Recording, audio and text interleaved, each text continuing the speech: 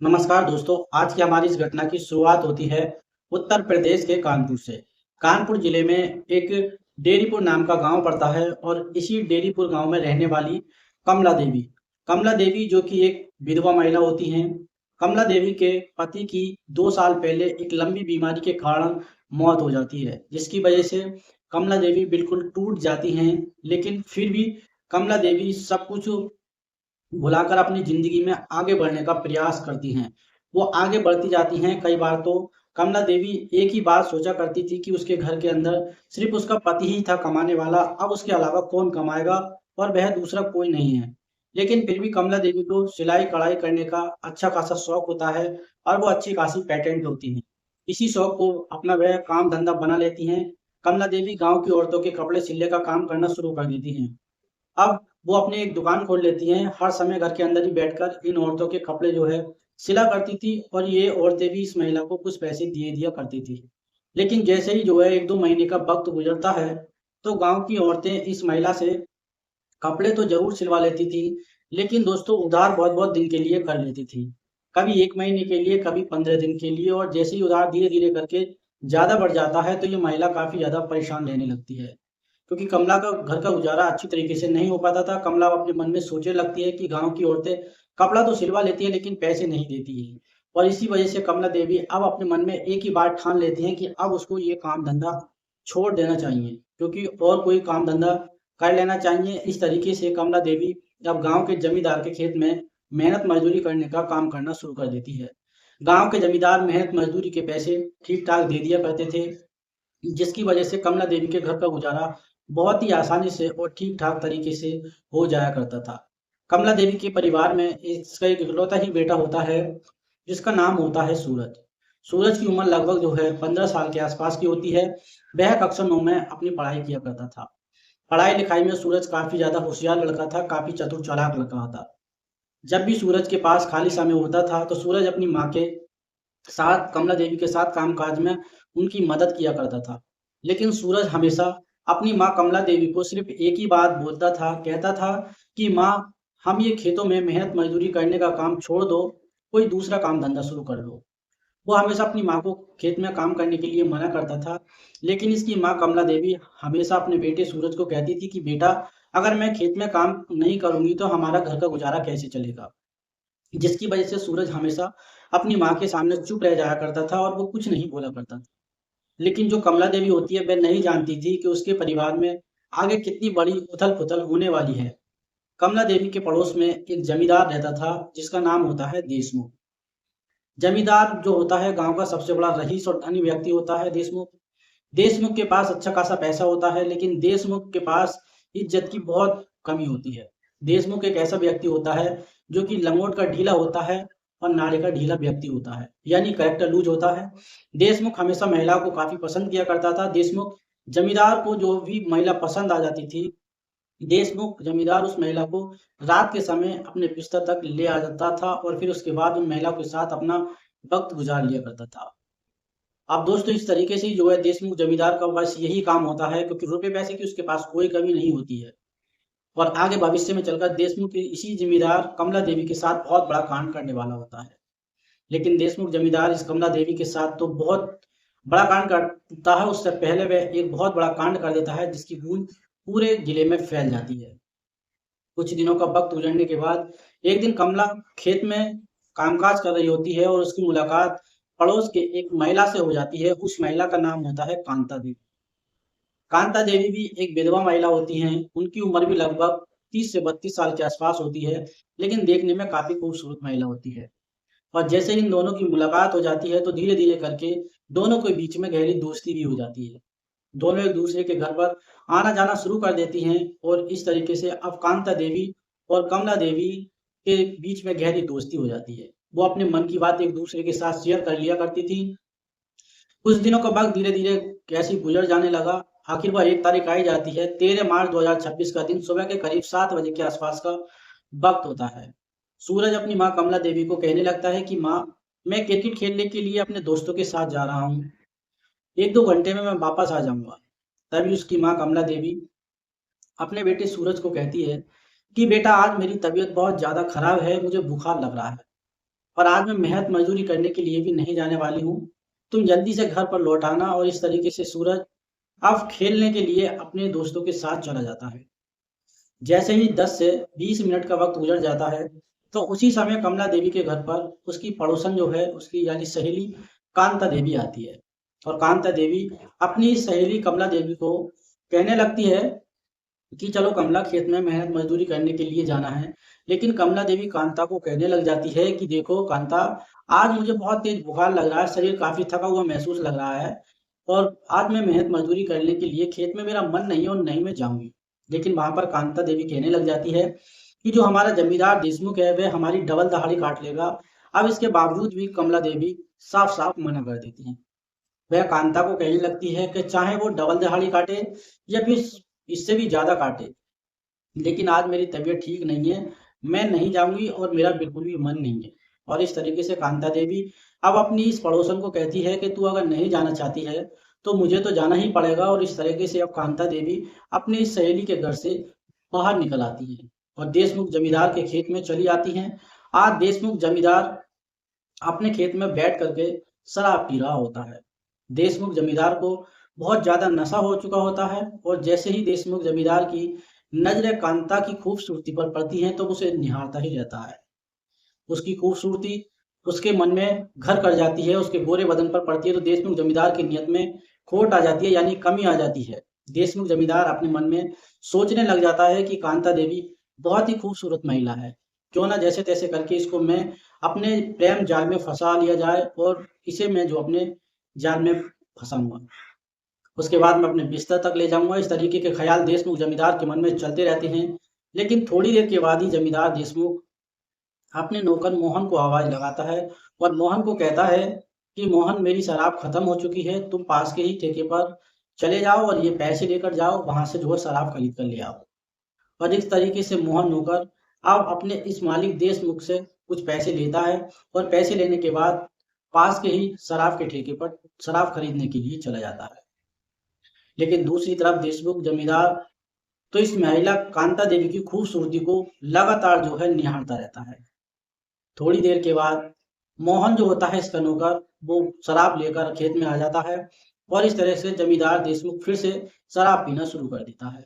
और जैसे ही देशमुख जमींदार को बहुत ज्यादा नशा हो जाता है, तो नशे की हालत में देशमुख जमींदार अब इस महिला कांता देवी के पास आ जाता है, यानी उसके नजदीक आता है और कांता देवी को कहने लग जाता है कि देखो कांता, तुम एक विधवा महिला हो, तुम्हारे घर के अंदर कोई भी कमाने वाला नहीं है, तुम्हारे घर में काफी गरीबी है और इस गरीबी को दूर कर सकता हूं मैं। अब दोस्तों, जैसे ही ये बात जो है कांता सुनती है, तो वो कांता इसका इशारा समझ जाती है, लेकिन कांता फिर भी चुपचाप अपना जो है काम करती रहती है। इसके बाद देशमुख की हरकतें यहीं पर नहीं रुकती हैं। देशमुख कहने लगता है कि चलो मेरे साथ, पास के ही एक खेत में चलो और तुम मेरे साथ थोड़ा सा समय गुजार लो, मैं तुम्हें अच्छे खासे पैसे देने के लिए तैयार हूँ। लेकिन कांता देवी उसको साफ साफ मना कर देती है। जैसे ही मना कर देती है तो देशमुख जमींदार उसके साथ जबरदस्ती करने लग जाता है। और जैसे ये जबरदस्ती की जाती है तो कांता देवी देशमुख जमींदार के गाल पे 2 तमाचे मार देती है, और वो तमाचे इतनी जोरदार मारती है कि उसके गाल पे छप जाते हैं, जिसकी वजह से देशमुख को बहुत ज्यादा गुस्सा आ जाता है। देशमुख जमींदार उसी समय अपने नौकर मोहन को आवाज लगाता है और कहता है कि इस महिला को खींचकर ईख के खेत में ले जाते हैं। इसके बाद ये जमींदार और इसका नौकर मोहन सिंह, ये दोनों इस महिला को जबरदस्ती खींचकर जो है ईख के खेत के अंदर ले जाते हैं। इस खेत के अंदर कोई भी दूसरा या तीसरा किसान नहीं होता है। और जैसे इस महिला को एक खेत के अंदर ले जाया जाता है तो उसके हाथ पैर भी इसी कपड़े से बांध दिए जाते हैं। इस महिला कांता देवी के मुंह में कपड़ा तक ठूस दिया जाता है और फिर देशमुख जमींदार का गंदा और घिनौना खेल शुरू हो जाता है। देशमुख जमींदार इस महिला के साथ जो है गलत रिश्ते कायम करने लग जाता है। ये जमींदार उस महिला के साथ तब तक इस गलत काम को करता है जब तक उसका मन नहीं मर जाता है। उसके बाद दोस्तों, जैसे ही उसके मन की, उसकी इच्छा की सारी जरूरतें, सारी इच्छाएं पूरी नहीं हो जाती हैं, और जैसे ही देशमुख जमींदार का ये गंदा काम खत्म हो जाता है, तो ये जमींदार यहाँ पर रुकता नहीं है।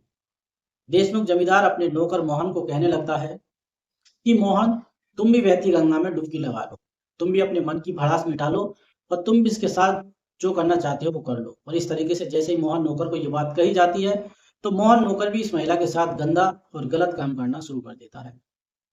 मोहन नौकर भी इस महिला कांता देवी के साथ इसी गलत काम को तब तक अंजाम देता है, तब तक उसका मन नहीं भर जाता है, तब तक उसकी सारी सारी इच्छाओं की जरूरतें पूरी नहीं हो जाती है।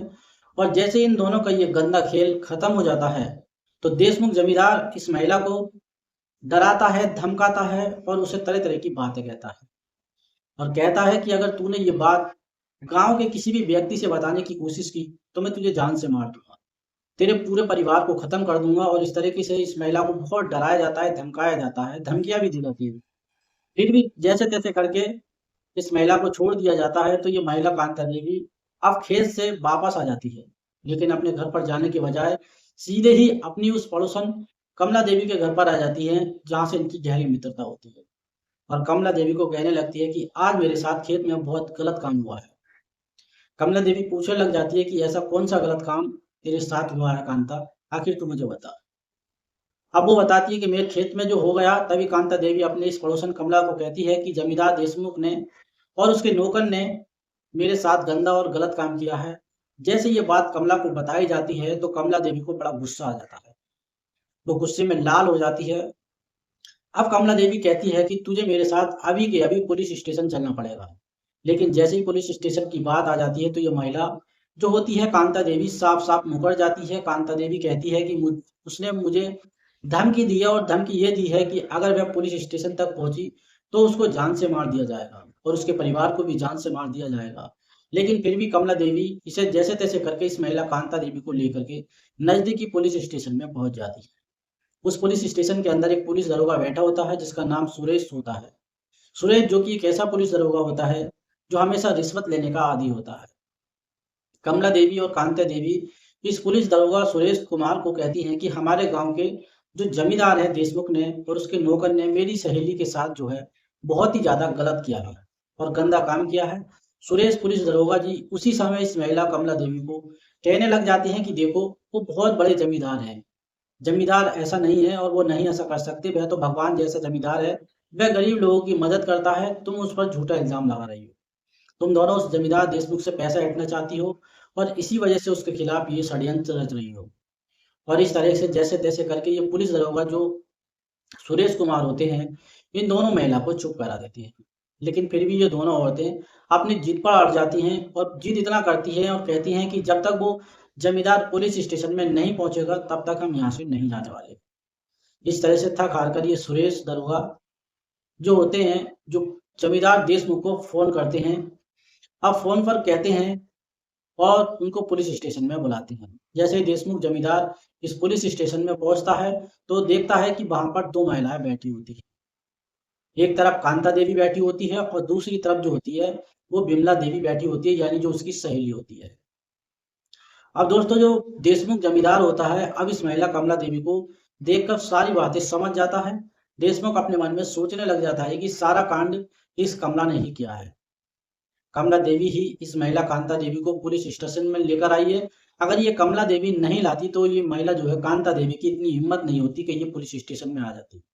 अब कमला देवी के साथ भी वही गंदा और गलत काम करना पड़ेगा। अब ये जो जमींदार है देशमुख होता है और उस पुलिस दरोगा सुरेश के सामने ही इस कमला देवी को धमकी देता है और कहता है एक दिन तेरे साथ भी यही होगा, गलत और गंदा काम करूंगा और तुझे बचाने वाला कोई भी नहीं होगा। दोस्तों इस तरह की धमकी जो है कमला देवी को दी जाती है। जैसे ये धमकी कमला देवी को दी जाती है तो कमला देवी उसी समय जमींदार को गालियां देना शुरू कर देती है, वो तरह तरह की गालियां देना शुरू कर देती है। लेकिन फिर भी ये देशमुख जमींदार इस महिला पुलिस दरोगा को खूब अच्छे खासे पैसे देता है और पैसे देने के बाद पूरे मामले को रफा दफा करवा दिया जाता है। और इस तरीके से अब ये दोनों ही औरतें इस पुलिस स्टेशन से खाली हाथ अपने घर पर लौट आती हैं।